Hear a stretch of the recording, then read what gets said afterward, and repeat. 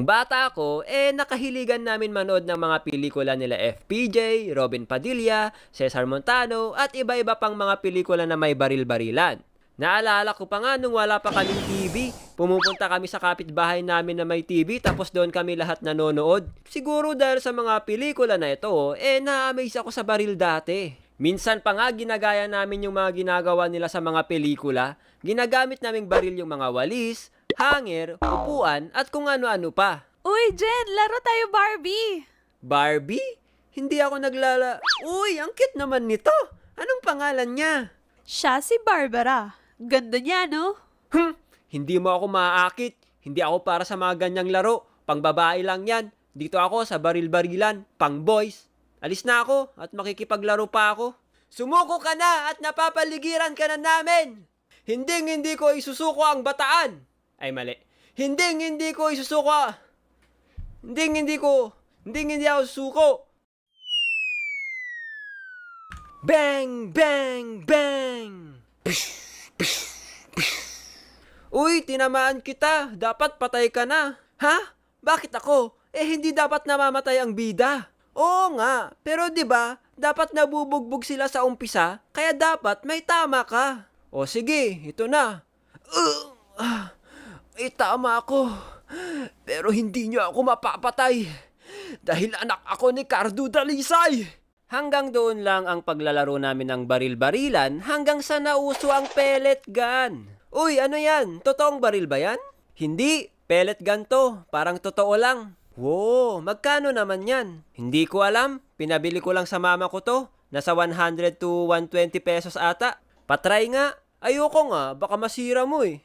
Sus, damot naman nito. Sobrang saya ko noon nung lumabas yon at sobrang lungkot ko din kasi hindi ko afford yon. Dahil nga sa gustong-gusto ko magkaroon noon, nilakasan ko yung loob ko para makiusap sa parents ko kung pwede nila ako bilhan ng ganon. Ma? Pwede nyo ba ako bilhan ng pellet gun? Hay! Ano tingin nyo sa akin? Tumatain ng pera? Sa unang attempt ay hindi nila ako binilhan, pero patuloy pa rin ang aking pakiusap sa kanila na bilhan nila ako ng ganon. At sa bandang huli ay binilhan pa rin nila ako, haha, sa tulong ng aking paawa mode. Binilhan nila ako ng pistol na pellet gun. Sa wakas, may pellet gun na ako. I will cherish you, my boy. Ingat ka sa paggamit niyan ha. Huwag mong ibaril kung saan-saan. Baka may matamaan.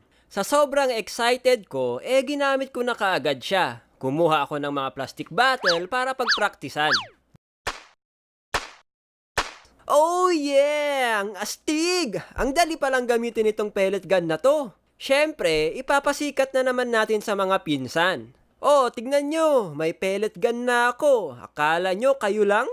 Woo! Ganda ng kulay silver. Ang tanong, mas malakas ba yung pellet gun mo kaysa sa amin? Siyempre naman, bago lang to eh. So, tenes nga namin kung alin sa mga pistol namin ang mas masakit. Ang ginagawa namin para matest yun, binabaril namin yung palad namin. Kaya paalala lang sa mga bata, huwag na huwag nyong gagayahin to. Sige nga, testingin ko nga yung sayo kung masakit ba.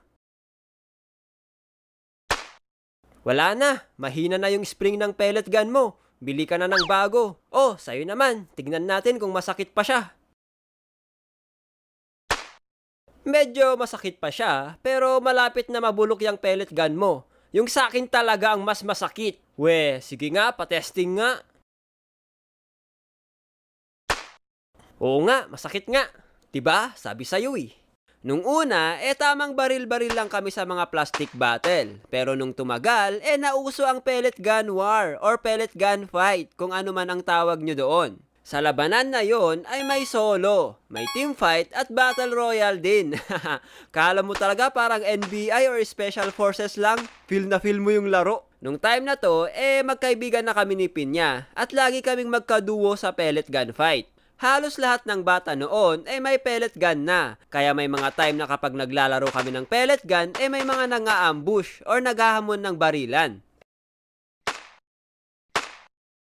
Ouch! Men, may bumabaril sa atin. Saan? Doon banda. Tara, puntahan natin. Kayo pala yung mga bumabaril sa amin ha. Men, napakadami nila. Hindi natin kaya to. Tara, atras muna tayo.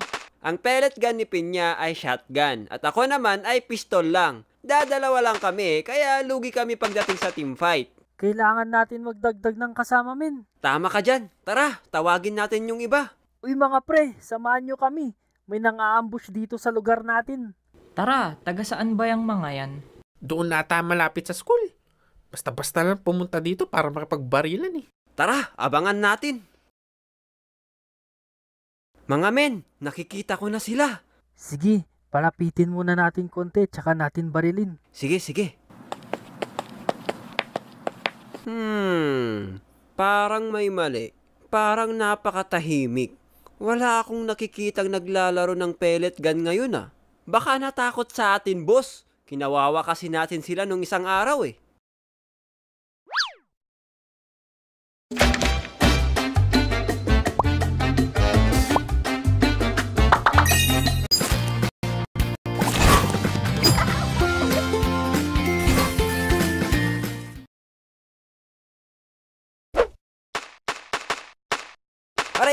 Aray! Takbo! Binabaril tayo!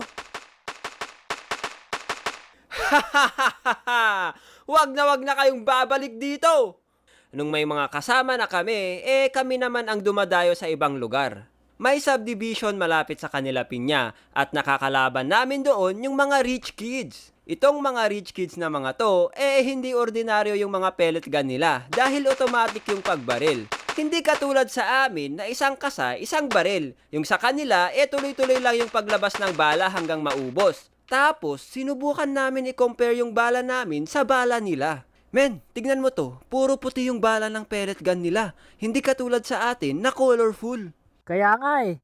Tsaka tignan mo, parang ang laki at mas mabigat. Siguro masakit to pag tumama sa atin. Nag-research ako kung ano ba yung ginamit nilang baril. Bakit ganun? Isang kasa lang, pwede mo na ibaril lahat ng bala. Na-research ko na baka airsoft or BB guns yung mga gamit ng mga rich kids na yon. Ito kasi yung mga baril na parang totoo talaga. Pero tingin nyo ba natakot kami sa mga baril nila? Hindi! Lumaban pa rin kami kahit mas malakas yung mga pellet gun nila. Ang gamit ko lang ay pistol. Actually, dalawa na yung pistol ko nun. Nasira nga lang yung isa, kaya ang ginawa ko, kinuha ko na lang yung magazine ng nasirang pistol. Tapos, dinugtong ko sa isang magazine para mabilis na lang yung pagpalit ko ng magazine pag naubusan ng bala. Para matapatan yung baril ng mga rich kid, pabilisan na lang ng pagkasa, tapos baril na agad. Men, napapaligiran tayo. Ouch! Kaya pa natin to, men! Mga men, nauubusan na ako ng bala! Sumuko na lang kaya tayo. Parang lugi tayo sa pwesto eh. Na-corner kami ng mga rich kids kaya nag-surrender na kami para ma-reset ulit yung laro. Okay, round 2 boys. Let's go! Ako magbabantay sa likod, kayo na bahala sa harap. Ano? Kahit magaganda mga pellet gun nyo, walang-wala kayo sa amin. Mali lang pwesto namin kanina. Kaya nga, lapit, mga duwag! Habang nagbabarilan kami, may nangyari na hindi namin in-expect. Tinamaan sa mata si Pinya. Pinya!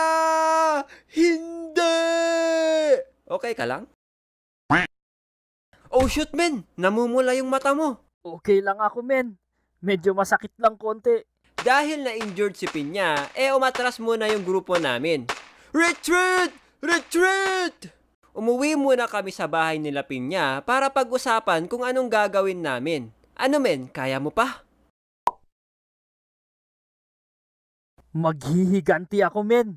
Hindi pwedeng hindi tayo makabawi. Tara, balikan natin sila. Anong plano men? Susugudin natin sila. Tara men, gusto ko yan. Nagsuot kami ng makakapal na jacket at kumuha kami ng pamalo. Oo, give up na namin yung pellet gun dahil ang gagawin namin ay susugudin namin sila tsaka namin paghahampasin. Nung nakaredy na kami, ay agad-agad kaming sumugod sa subdivision. Nakita kami ng mga kalaban namin at pinaulanan nila kami ng bala. Nung nakita nilang may dala kaming pamalo, agad-agad silang tumakbo. Hinabol namin sila at alam nyo ba ang ginawa nila? Umuwi sila sa mga bahay-bahay nila at doon sila nag-camp, leche. Ayaw na nilang lumabas sa kanilang bahay dahil natakot sila sa mga pamalo namin. binabaril na lang nila kami mula sa mga bintana nila. Putek yan. Duwag pala tong mga to eh. Kaya nga siguro hindi pinapalo ng mga magulang tong mga to. Kaya nga takbuhan sila eh. Tara na, hindi yan sila lalabas ng bahay. Tara, tara. Nakakamiss maglaro ng pellet gun, pero sa kasamaang palad, ban na ito sa atin. Kahit nga mga airsoft kailangan mo na ng permit para makagamit nito. Para sa akin, okay lang naman kasi delikado nga naman talaga ito, lalo na sa mga bata. Tapos pag nasira, sa pangiiyakan mo yan. Tulad na lang nung isang kilala namin dati na pinasikat niya yung pellet gun niya sa amin. Uy, tignan nyo tong bago kong biling pellet gun, astig! Wow! Patry nga, tignan natin kung malakas. Hala kamin, parang may nasira. Anong ginawa niyo sa pellet gun ko? Bakit hindi na to gumagana? Isusumbong ko kayo kay mama. Lagot kamin, tara alis na tayo dito. Kayo, nakapaglaro ba kayo ng pellet gun dati?